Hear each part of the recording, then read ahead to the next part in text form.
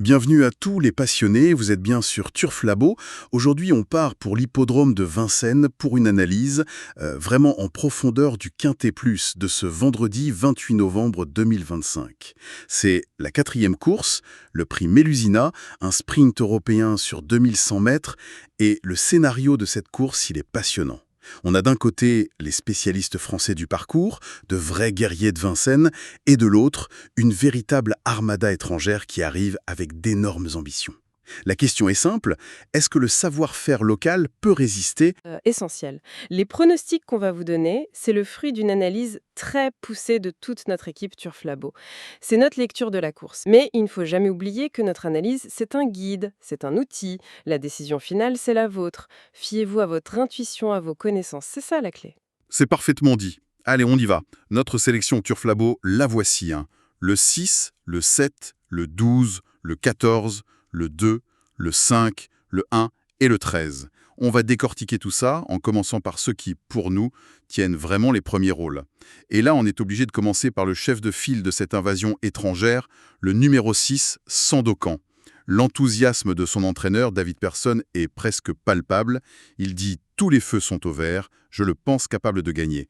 C'est de la com où il y a vraiment de quoi s'inquiéter. Oh, il y a de quoi être très, très attentif. Cette confiance, elle ne sort pas nulle part. Elle est basée sur des faits très solides. D'abord, sa fin de course le 14 novembre, pour son retour, était spectaculaire. Ah oui, très impressionnante. Et puis, il y a les chiffres. Quand il est déféré des 4 pieds, c'est-à-dire censé faire pour aller le plus vite possible, il a 69% de réussite. C'est énorme. Oui. Et ajoutez à ça un des meilleurs pilotes du monde, Björn Goop, et un cheval qui adore ce type de départ. Ce n'est pas juste un cheval en forme là, c'est une opération commando, planifiée pour cette course. On reste sur cette vague étrangère, mais avec un profil complètement différent. Le numéro 12, Jacques Méharas. Lui, c'est le grand mystère. Il vient à peine d'arriver en France, chez un entraîneur redoutable, Eric Hansen-Bando. On a de super statistiques en Scandinavie, mais rien n'avant-scène. C'est un pari un peu audacieux de le mettre si haut, non? C'est un risque, oui, mais un risque très calculé. L'écurie Bondon, on la connaît, elle ne déplace pas ses chevaux pour rien. Et son profil sur le papier, c'est un copier-coller de ce qu'il faut pour réussir ici.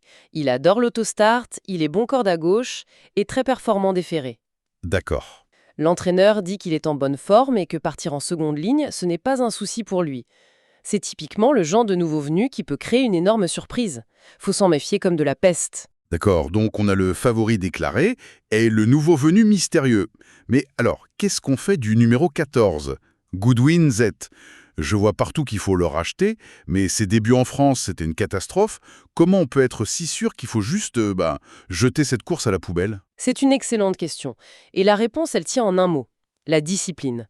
Sa dernière course était au trot monté. Avec un jockey sur le dos, c'est un autre sport. Ce n'est pas comparable. Pas du tout. C'était après un long voyage, une course pour voir. Maintenant, regardons ses vraies performances, à l'attelé. C'est presque parfait. 91% de réussite à l'autostart, 92% corde à gauche. Il est même invaincu quand on lui enlève juste les fers à l'avant. Et il retrouve son pilote fétiche. Oublier sa dernière course n'est pas un conseil, c'est une obligation. C'est un tout autre cheval qui se présente. Très clair, face à cette triple menace, qui mène la résistance française? Le nom qui revient partout, c'est celui du numéro 7, Jovial au Fort, le local de l'étape. Et pour cause, ce parcours, c'est son jardin. Imaginez, 5 tentatives ici, 4 fois dans les 3 premiers, dont 2 victoires. C'est son territoire. Exactement. Son entraîneur, Christian Bijon, le dit au mieux. Et il a 2 armes secrètes. Sa régularité, d'abord, 0 disqualification en 29 courses. Un métronome. Et puis, il sera déféré des 4. C'est un signe d'ambition maximale. Mais avec le numéro 7 tout à l'extérieur, est-ce qu'il ne risque pas de se faire piéger, de devoir faire un gros effort au début? C'est le seul petit bémol. Le numéro n'est pas un cadeau, c'est vrai.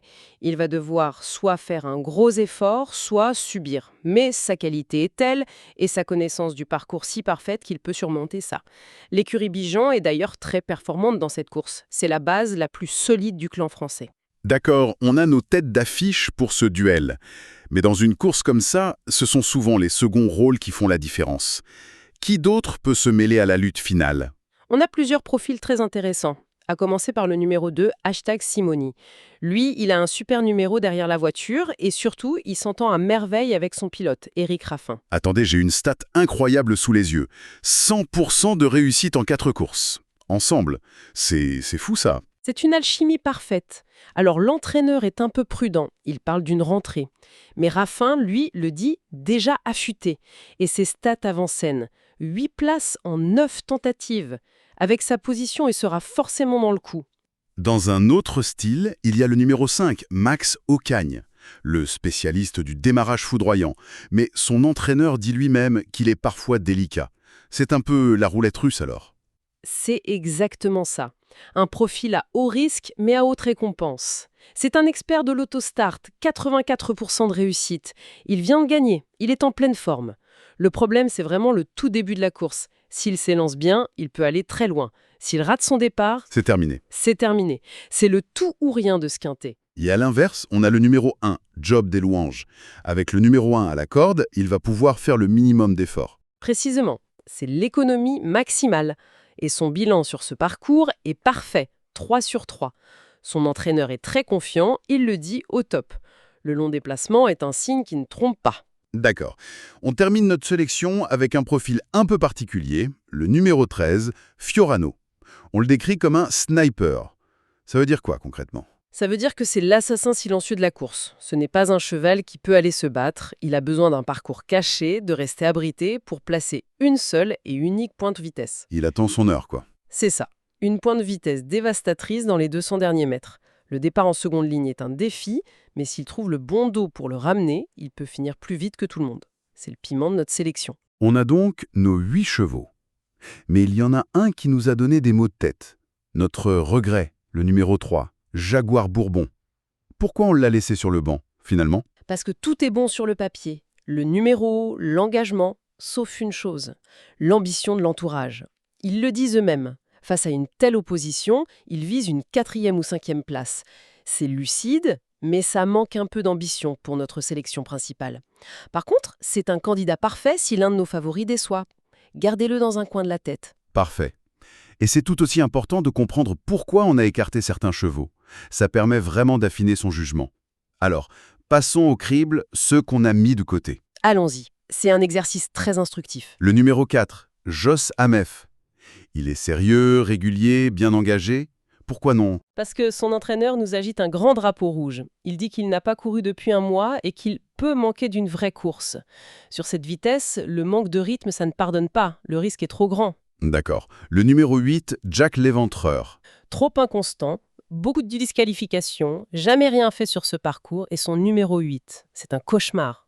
L'entourage espère une petite place, ce qui veut dire en clair, on n'y croit pas vraiment. Pour le numéro 9, Jack du Barbet, là le message est limpide. Ah oui, c'est un panneau stop lumineux. L'entraîneur dit littéralement de faire l'impasse.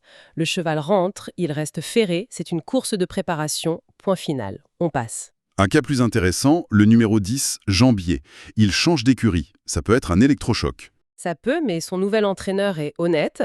Il le découvre encore et il vise une 5e place à Belle-Côte. L'ambition nous paraît trop mesurée face aux autres. Le numéro 11, Demidov Clay.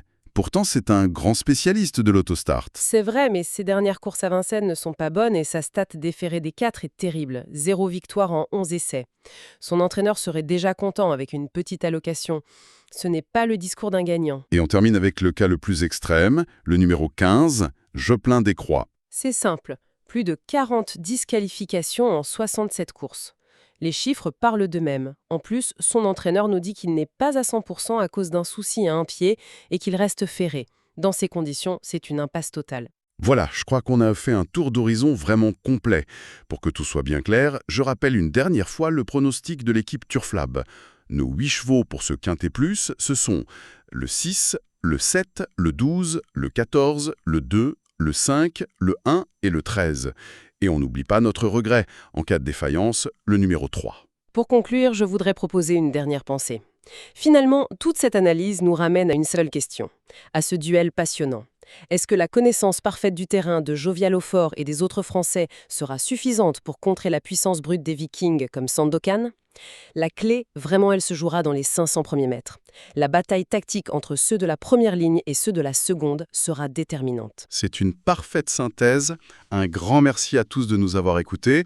Si notre travail vous a plu, si vous voulez nous soutenir, c'est très simple. Abonnez-vous à la chaîne TFL Labo, cliquez sur le bouton j'aime juste en dessous et surtout, parlez-en autour de vous. Invitez vos amis passionnés à rejoindre notre communauté. On se retrouve très vite pour de nouvelles analyses. Bonne chance à tous.